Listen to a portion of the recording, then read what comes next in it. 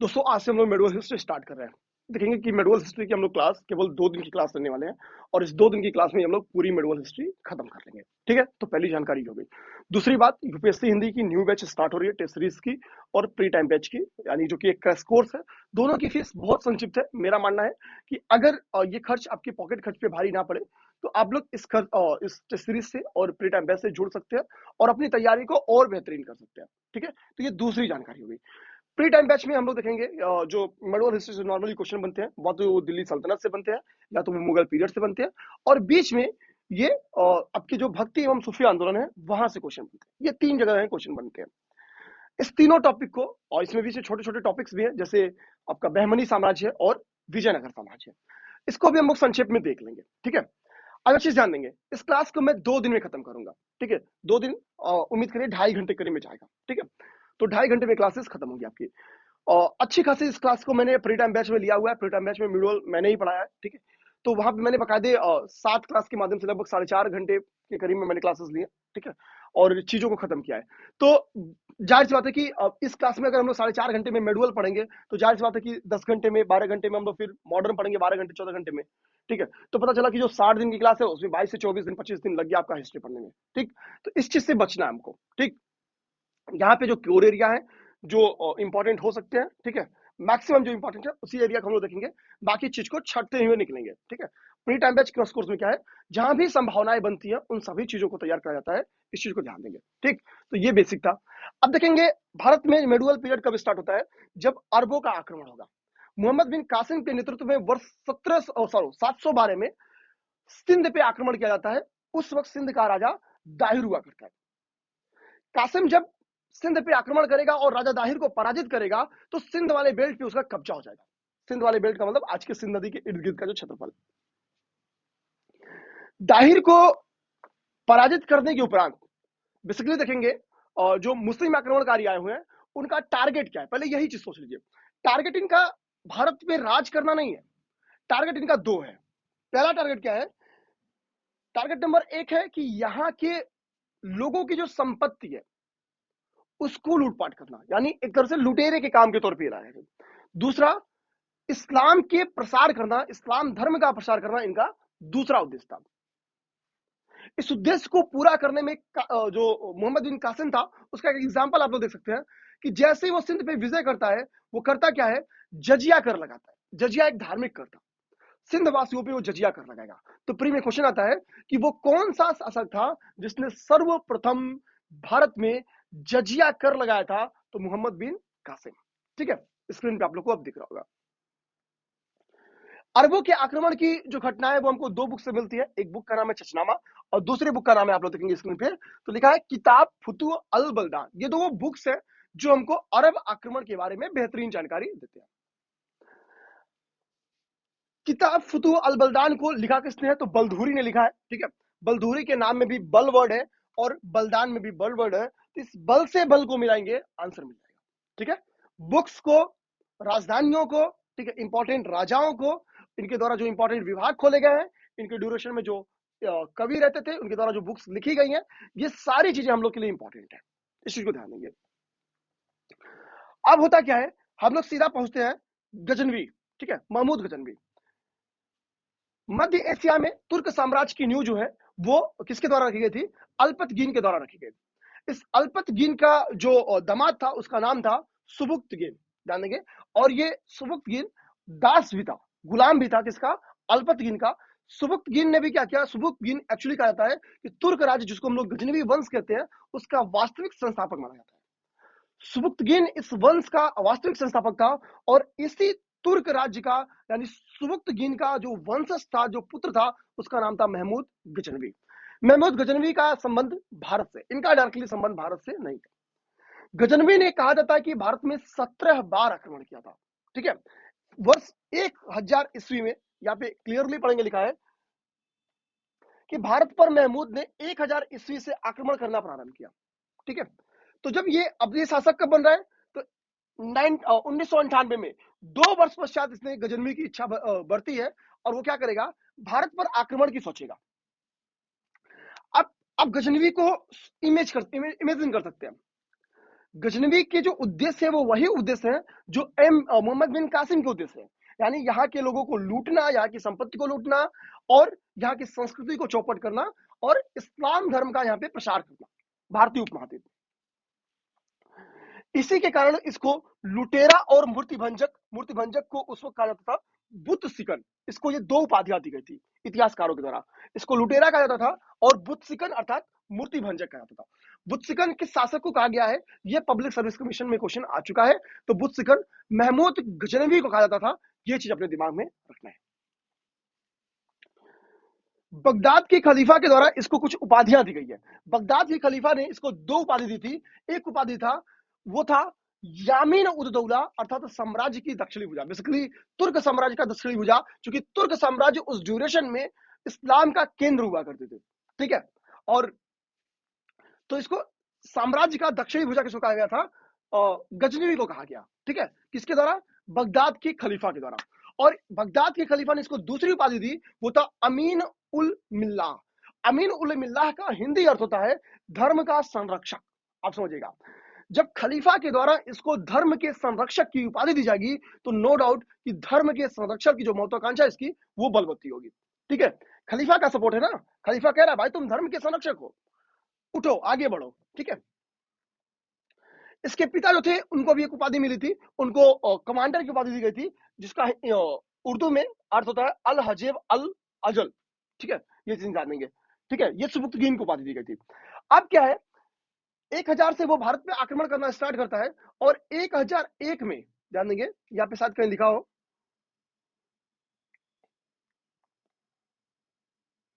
एक सेकंड देखिए, ठीक है, यहाँ पे लिखा हुआ है कि 1001 में इसने पहला आक्रमण जयपाल पे किया। ठीक है, सक्सेसफुल आक्रमण। ठीक है, जयपाल की इसमें पराजय हो जाती है। ध्यान देंगे, जयपाल की इसमें पराजय हो जाती है। जयपाल से जब जीतेगा तो यहाँ पे खूब धन संपत्ति लूटेगा और इस्लाम का प्रचार करेगा। ठीक, उसके बाद से इसके प्रमुख अभियान आते हैं जो इसके द्वारा थानेश्वर, मथुरा और सोमनाथ में अभियान किया गया। ध्यान देंगे, थानेश्वर में इसने 1012 में अभियान किया, 1018 में मथुरा पहुंचता है और 1026 में सोमनाथ पहुंचता है। ठीक है, टारगेट देखेंगे इसका पे, ये सभी लोकेशन धन संपदा से संपन्न क्षेत्र थे उसी जगह को, और धर्म के भी धार्मिक लिहाज से भी ये प्रवण क्षेत्र थे। ठीक है, जहां पे इस्लाम धर्म को फैलाया जा सकता था। ठीक है, अब ये आप समझ रहे, सोमनाथ मंदिर का लूटपाट। ठीक है, ये यहीं से पूरी कॉन्सेप्ट ही पड़ी है। आप समझिए कि यहां से क्वेश्चन आ सकता है कि महमूद गजनवी के अभियानों को अरेंज करे तो इसका अभियान आएगा। ठीक है, तो आप लिख देंगे थानेश्वर। थानेश्वर के पहले वो राजा जयपाल से लड़ा हुआ है, तो जयपाल से लड़ाई लड़ा है, फिर थानेश्वर गया है, थानेश्वर के बाद से मथुरा गया है, मथुरा के बाद से सोमनाथ। मेरे कहने मतलब कि इस लाइन से ना अरेंज करने के लिए क्वेश्चन दे सकता है कि भाई इसकी लड़ाइयों को अरेंज कर दो। हालांकि ये चीज मैं बता भी चुका हूं। ठीक है, जब मैं एनसीएन पढ़ा था कल की क्लास में, कि गजनवी जब क्या होता है कि गुजरात पहुंचता है, ठीक है, सोमनाथ मंदिर को लूटने के लिए, तो सोमनाथ मंदिर पे जब आक्रमण करता है तो भीम प्रथम यहाँ का क्या है, राजा हुआ करता था। ठीक है, भीम प्रथम यहाँ का राजा हुआ करता था। भीम प्रथम को इसने हरा दिया था, इस चीज को ध्यान देंगे, भीम प्रथम को इसने हरा दिया था। आगे क्या है कि गजनवी की मृत्यु हो जाती है और कुछ खास लड़ाइयां इसकी रहती नहीं है। 27 में यहाँ पे खबर मिलती जाटो टूस लड़ा है, हालांकि ये सब इंपॉर्टेंट नहीं है। गजनवी की जो इंपॉर्टेंट है वो यही है कि सोमनाथ मंदिर पे जो उसके द्वारा आक्रमण किया गया है, जो उसके द्वारा उपाधियां ली गई हैं, यही सारी इसके बारे में फैक्ट इंपॉर्टेंट है। ठीक है, गजनवी के बारे में देखेंगे, इसके दरबार में कई सारे विद्वान रहा करते थे, जिनमें अलबरूनी जैसा विद्वान शामिल था। अलबरूनी, फिरदौसी, उतबी, बैहाकी, ये सारे विद्वान गजनवी के ड्यूरेशन में रहते थे। अलबरूनी एक महान विद्वान था, इसी के द्वारा ध्यान देंगे अलबरूनी को अबूरे हान कहा जाता था। ध्यान देंगे, अलबरूनी को ही क्या है, अबूरे हान कहा जाता था। अलबरूनी ख्वारिज्म का रहने वाला था। देखेंगे आप लिखा है जिसको आजकल खीवा कहते हैं, ये बेसिकली अफ्रीका वाले रीजन का था। ठीक है, तो अलबरूनी को अबूरे हान कहा जाता था और ये इसी के साथ गजनवी के साथ क्या है, भारत आया था। ठीक है, इसकी एक बुक है जिसको यूपी पीसीएस पूछी हुई है, किताबुल हिंद। इसी के लिए इसके साथ रहने वाले विद्वान हालांकि सब इंपॉर्टेंट है, अलबरूनी भी, फिरदौसी भी, उतबी भी, बैहाकी भी, हालांकि इनमें जो अलबरूनी है वो सर्वाधिक इंपॉर्टेंट है। ध्यान देंगे, अलबरूनी इसमें सर्वाधिक इंपॉर्टेंट है। अलबरूनी को अबूरे हान कहा जाता था, जो कि खिवा का निवासी था, और इसकी बुक का नाम आप लोग देख लेंगे, किताबुल हिंद इसके बुक का नाम है। गजनवी के बाद गोरी की बारी आती है, ध्यान देंगे। गोरी का भी बेसिक हम लोग एंशिएंट में देख लिए हैं, क्योंकि ठीक है, जयचंद को हम लोगों ने देख लिया था। ठीक, मोहम्मद गोरी 1175 में कमान संभालेगा। अब देखेंगे, एक तो बात आती है कि मोहम्मद गोरी का किस वंश से संबंध था, तो संसबनी वंश से इसका संबंध था। ठीक है, पहली बात कि संसबनी वंश से इसका संबंध था। गोरी ने अपना जो पहला आक्रमण किया था वो मुल्तान पर किया, राजा बनते ही इसने क्या किया, मुल्तान पर आक्रमण किया। जिस वक्त इसने मुल्तान पे आक्रमण किया था, वहां पे एक मुसलमान पर एक मुस्लिम शासक थे जो कि करमाती जाति से संबंधित थे, उन्हीं का यहाँ पे शासन था, यानी मुस्लिम धर्म के ही एक शासक का हम लोग कह सकते हैं कि यहाँ पे शासन हुआ करता था। उसके बाद से इसकी नजर क्या होती है, गुजरात पर पड़ती है। हालांकि ध्यान देंगे, गोरी को यहाँ पे हार का सामना करना पड़ता है, या लिखा है कि नहीं लिखा है, ठीक है, ठीक है। मूल राज द्वितीय का ही नाम क्या है, भीम द्वितीय भी था, ध्यान देंगे। मूल राज द्वितीय का नाम भीम द्वितीय था। अभी भीम प्रथम के बारे में आप लोगों ने देखा होगा, ऊपर मैं दिखा दूं, ये देखिए भीम प्रथम क्या है कि गजनवी से हार गया है और सोमनाथ मंदिर लूटा जा चुका है, ध्यान देंगे।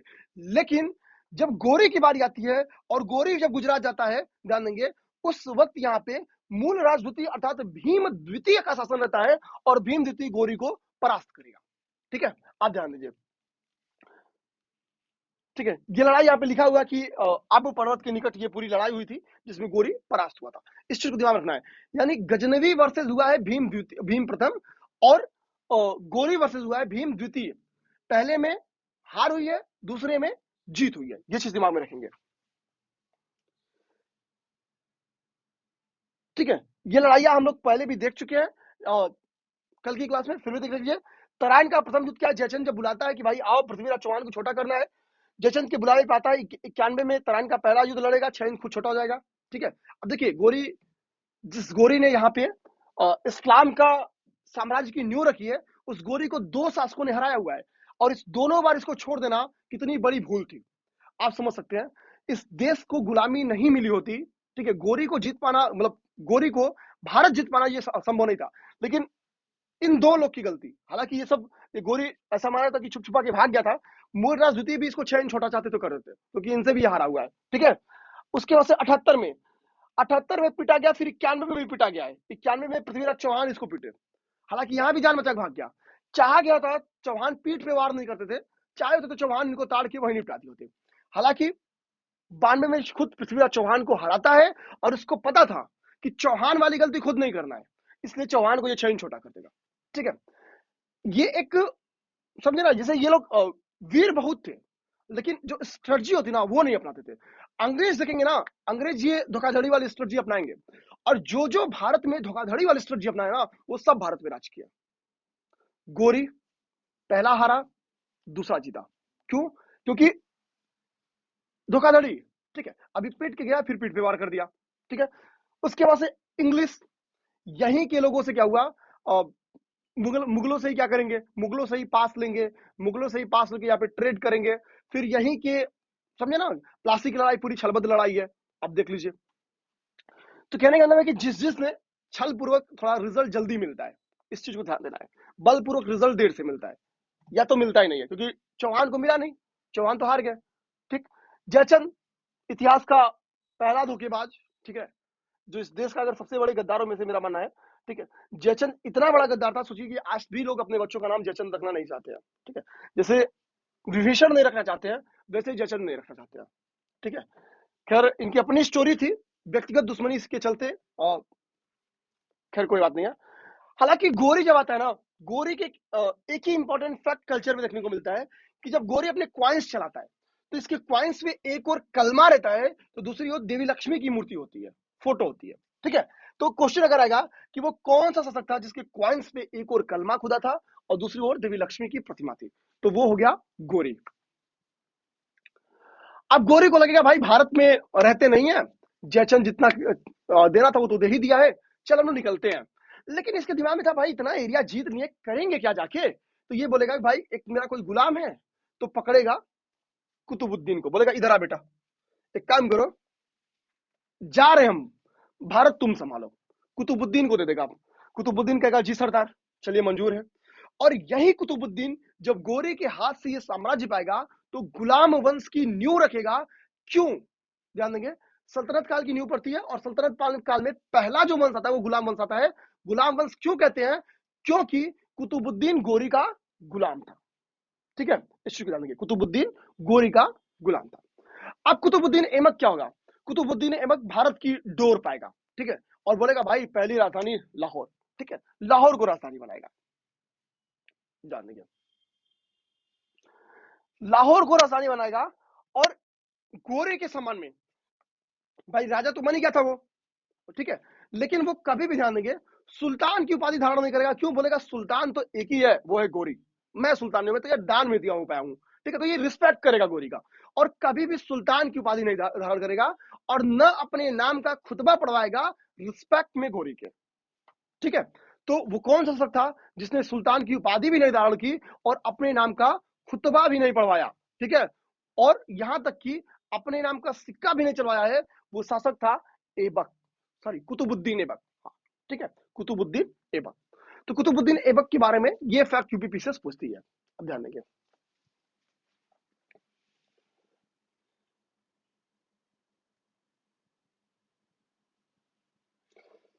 कुतुबुद्दीन ऐबक से रिलेटेड कई सारे फैक्ट्स हैं। जैसे देखेंगे, कुतुबुद्दीन ऐबक को लाख बख्श कहा जाता था, क्योंकि ये दान देने वाला था, ये दानी था। ठीक है, ये अपने आप को कर समझता था। ठीक है, तो लाखों का दान देने वाला इसको कहा जाता था लाख बख्श।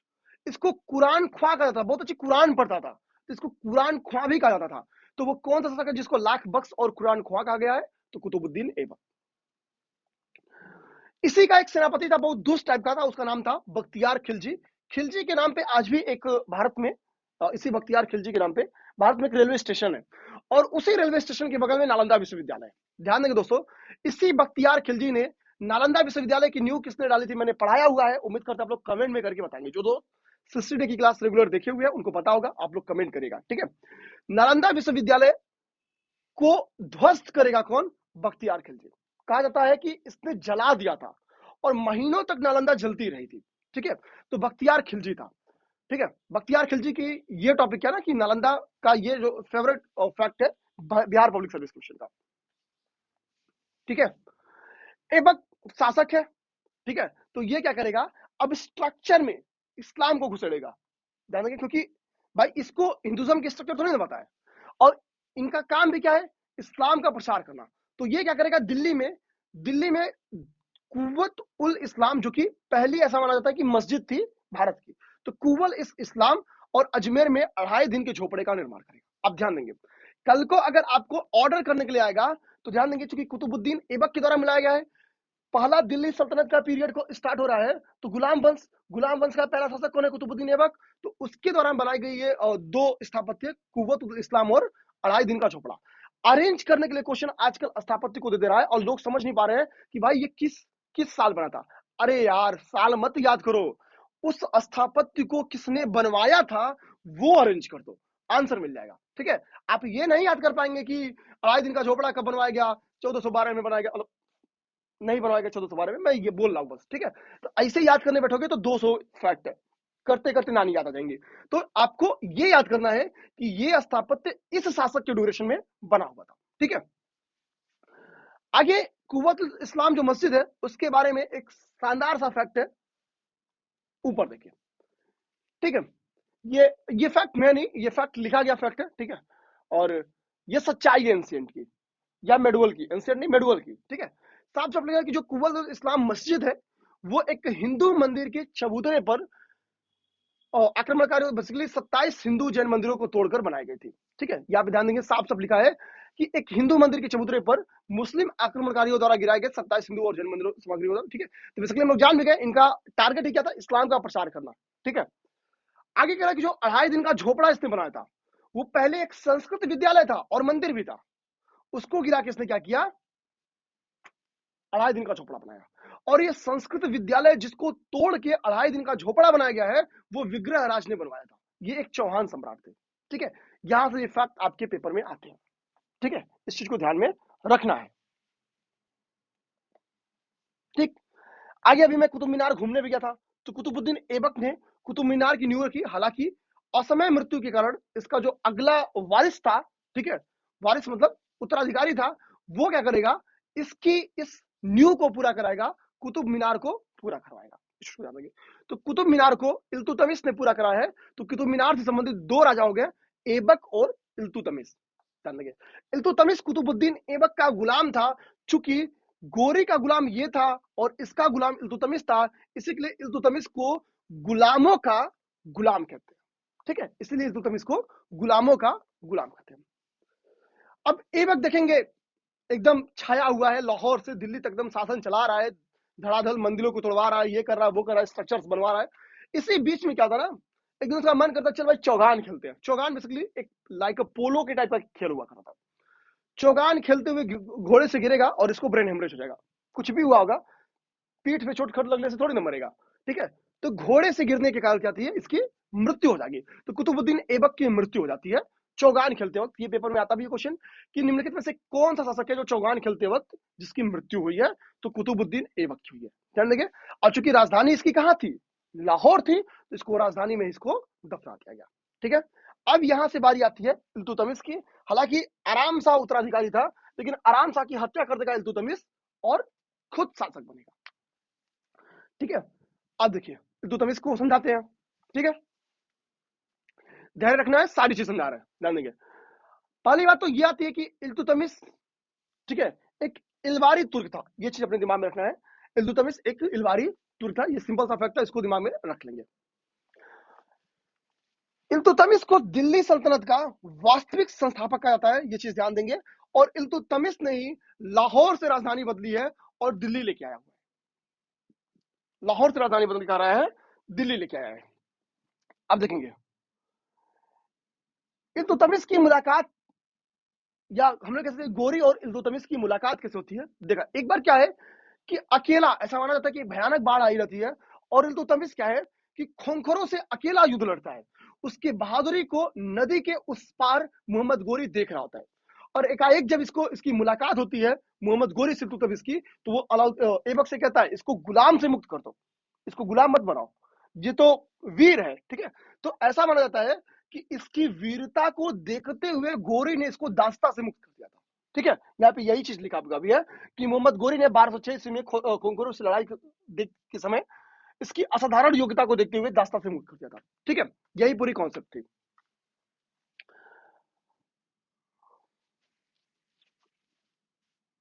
ठीक, अब देखिए इल्तुतमिश शासन में कब आ रहा है, 1210 में, लेकिन अभी तक वो बगदाद के खलीफा से अनुमति नहीं लिया है। आगे चलकर होता क्या है कि 1229 में, ठीक है, लगभग कब आ रहा है, 1210 में आ रहा है, और 1229 यानी लगभग 20 वर्ष पश्चात वो क्या कर रहा है, बगदाद के खलीफा के द्वारा उसको क्या किया जा रहा है कि सुल्तान ए आजम की उपाधि दी जा रही है, और इसकी जो शासन है उसको वैधानिक स्वीकृति दी जा रही है। क्योंकि अभी बगदाद की खलीफा से लोग क्या करते थे कि स्वीकृति लेते थे इस्लाम की, भैया ठीक है, अब इस्लाम के प्रमाणित तुम शासक हो गए, ठीक है, धर्म आपको सपोर्ट कर रहा है। ठीक है, तो ये चीज दिमाग में रखना है। ठीक है, कि बगदाद के खलीफा ने इसको कौन सी उपाधि दी थी, सुल्तान ए आजम की उपाधि दी थी। तो क्वेश्चन ये भी आ जाएगा कि सुल्तान ए आजम की उपाधि कौन से शासक ने धारण की थी, तो ये इल्तुतमिश ने धारण की है। आप ध्यान देंगे, इल्तुतमिश की कुछ लड़ाइयां आपको अरेंज कर सकता है। ठीक है, तो तराइन का तृतीय युद्ध, ठीक है, तराइन का तृतीय युद्ध ध्यान देंगे, ये ठीक है, ये यालदौज के साथ हुआ था, इल्तुतमिश और यालदौज की बीच में हुआ था। ठीक है, उसके बाद से कालिंजर का युद्ध इसने लड़ा है, कालिंजर के बाद से रणथंभौर का लड़ा है। ठीक है, रणथंभौर के बाद से मंडोर का लड़ा है। तो अरेंज करने के लिए आएगा तो यही आएगा, तराइन के तृतीय युद्ध से स्टार्ट करता है, कालिंजर जाएगा, कालिंजर से रणथंभौर जाएगा, रणथंभौर से मंडोर जाएगा। ठीक है, ये अरेंज करने के लिए इल्तुतमिश की लड़ाइयां आ सकता है। ईयर किस ईयर लड़ा गया ये नहीं पूछेगा, किस ईयर लड़ा गया ये नहीं पूछेगा, याद रखना है। तराइन के तृतीय युद्ध के बाद से कालिंजर जाएगा, कालिंजर के बाद से रणथंभौर जाएगा, रणथंभौर के बाद से मंडोर की लड़ाई लड़ेगा। ठीक है, और ये सभी लड़ाइयां ये क्या करेगा, विजित करेगा। इल्तुतमिश अपना शासन चलाते समय ये जान गया था कि हमारे पास कुछ वफादार होना चाहिए, और वफादारों की संख्या एक दो नहीं, भयंकर वफादार होना चाहिए अगर हमको एक भयानक शासन स्थापित करना है। इसी को ध्यान में रखते हुए ये अपने गुलामों की एक टुकड़ी तैयार करेगा, और उसको 40 गुलामों की टुकड़ी तैयार करेगा, जिसको तुर्कान ए चहलगामी कहेंगे, और ये बड़ी पोस्ट थी। ध्यान देंगे आगे इसी तुर्कान चहलगामी से देश को शासक मिलेगा। ठीक है, देश को मतलब दिल्ली सल्तनत को, बलबन, यही तुर्कान ए चहलगामी से निकलेगा वो, ठीक है। और तुर्कान ए चहलगामी की पावर इतनी बढ़ेगी कि दिल्ली सल्तनत को कमजोर करेगी। अभी हम लोग देखेंगे इल्तुतमिश की जैसे ही मृत्यु होगी ना, इस तुर्कान ए चहलगामी की चहलकदमी बढ़ जाएगी। अब देखते हैं कैसे क्या होता है। तो क्वेश्चन अगर आएगा कि तुर्कान ए चहलगामी को किसने बनाया, तो इल्तुतमिश। नष्ट किसने किया, तो बलबन, ठीक है। अभी हम लोग उसको देख लेंगे। अब अगला देखेंगे, कह रहा है कि इसके क्वाइंस को, कह रहा है कि इसने दो क्वाइंस चलाई थी, एक टंका था, दूसरा जीतल था। जो टंका था वो चांदी का था, जो जीतल था वो तांबा का था। इसकी क्वाइंस देख लिया हम लोग। टंका कैसा था, इसके द्वारा दो चलाई गई, टंका और जीतल। जो टंका था वो चांदी का था, जो जीतल था वो तांबे का था, ठीक है। इल्तुतमिश बड़ा चालाक किस्म का इंसान था, वो झूठ में दुश्मनी पसंद नहीं करता था। होता क्या कि इल्तुतमिश के ड्यूरेशन में ही चंगेज खान एक बार भारत आया था। इसके इसके ड्यूरेशन में ऐसा माना था कि ख्वारिज में इसका, ठीक है, मंगबरनी इसका भतीजा था चंगेज खान का, ठीक है। क्या था नहीं मतलब है, मंगबरनी आप समझना कि राजद्रोह करके भागता है, ठीक है, और चंगेज खान इसका पीछा करता है, ठीक है। चंगेज खान इसका पीछा करते करते क्या होता है, कहा जाता है कि सिंधु तक आता है, ठीक। और इल्तुतमिश के राज्य में क्या है, मंगबरनी भाग जाता है, लुगा जाता है, बोलता है इल्तुतमिश भाई बचा ले, मैं बहुत साथ दूंगा तुम्हारा। शुरुआत में तो इल्तुतमिश रख लेता है मंगबरनी को, लेकिन अचानक इल्तुतमिश को खबर मिलती है कि भाई चंगेज खां आ गया है, ठीक है। चंगेज खां को देखते ही इसकी सिट्टी पिट्टी गम हो जाती है। ये फालतू का दुश्मनी नहीं चाहता था। ये बोला कि चंगेज खां भाई क्या चाहिए, तो बोला मंगबरनी चाहिए।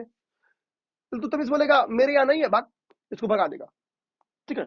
और ऐसा माना जाता है कि ये भागते हुए जाता है काश्मीर, और काश्मीर में ये सीधा झेलम या चिनाब में किसी में कूद जाता है, या सिंधु में किसी नदी में कूद जाता है, और वो नदी तैर कर पार कर जाता है। और ये घटना आंख से अपना चंगेज खां दिखता है, और वो कहता है कि अगर मंगबरनी उसका दुश्मन नहीं होता तो मेरा सबसे प्रिय पुत्र होता, अगर लड़का होता तो। इतना बहादुर था ये। आप समझिए कि सिंधु की उफनती लहरों में उसको तैर के कहता है चंगेज खां कि मेरे आंख के सामने पार किया है। इसकी बहादुरी को देखते हुए इसकी प्रशंसा भी करता है, लेकिन दुश्मन था इसलिए डरता भी है, ठीक है। हालांकि मंगबरनी की कहानी यही खत्म हो जाती है, ठीक। तो चंगेज का पहली बार किसके शासन में भारत के समीप आया था, तो इल्तुतमिश के शासनकाल में। ये कहानी भी आप लोग समझ गए। इल्तुतमिश ने एकता प्रथा की शुरुआत की थी, ये चीज अपने दिमाग में रखना है। हालांकि ये खुद भी इक्तदार था गोरी का, हालांकि अपने से नहीं मतलब है। दिमाग में रखेंगे कि इल्तुतमिश भारत में एकता प्रथा इसने ने शुरुआत की थी, ठीक है। एकता प्रथा इसने शुरुआत की थी। आगे इल्तुतमिश की मृत्यु हो जाएगी, और इल्तुतमिश की मृत्यु हो जाएगी तो इसकी योग्य बिटिया थी, उसका नाम था रजिया। हालांकि रजिया के पहले एक जो ये फिरोज शाह है, ठीक है, इकनुद्दीन फिरोज शाह, ये गद्दी पे बैठ गया था, और इकनुद्दीन फिरोज शाह। हालांकि ऐसा माना जाता है कि इल्तुतमिश का मन था कि रजिया सुल्तान बने, ठीक है। रजिया गुंडों में फंस गई, कहानी यहीं से बनी है, मैं बता रहा हूँ। इकनुद्दीन फिरोज शाह जब गद्दी पे बैठेगा, रजिया बहुत इमोशनल होगी, यार ये तो धोखाधड़ी हो गया, इसको पता था कि राजघराने के लोग हमारा मदद करेंगे नहीं। तो इसके दिमाग में आता है कि क्यों ना मैं पब्लिक से सपोर्ट ले लूं, ठीक है। पब्लिक से सपोर्ट लेने के लिए क्या करेंगे, जान देंगे। पब्लिक से सपोर्ट लेने के लिए ये एक मस्जिद जाएगी, जान देंगे। और जब ये मस्जिद जाती है तो मस्जिद पे चढ़ेगी और जन समूह से रिक्वेस्ट करेगी कि भाई बताओ, मैं इतनी समझदार हूँ, इल्तुतमिश की इकलौती लड़की हूँ, पापा चाहते थे कि हम ही को भी सुल्तान बनाया जाए, ये कौन सी बात हुई। और इतनी पब्लिक को इमोशनल करेगी कि पब्लिक क्या कर देगी, वर्तमान के सुल्तान को अपदस्थ करेगी और रजिया को सुल्तान बना देगी, ठीक है। अब इतिहास की पहली महिला सुल्तान बनेगी रजिया। अब रजिया सुल्तान बन जाती है। रजिया सुल्तान के बारे में कोई इंपॉर्टेंट फैक्ट नहीं है, दिमाग में रखना है।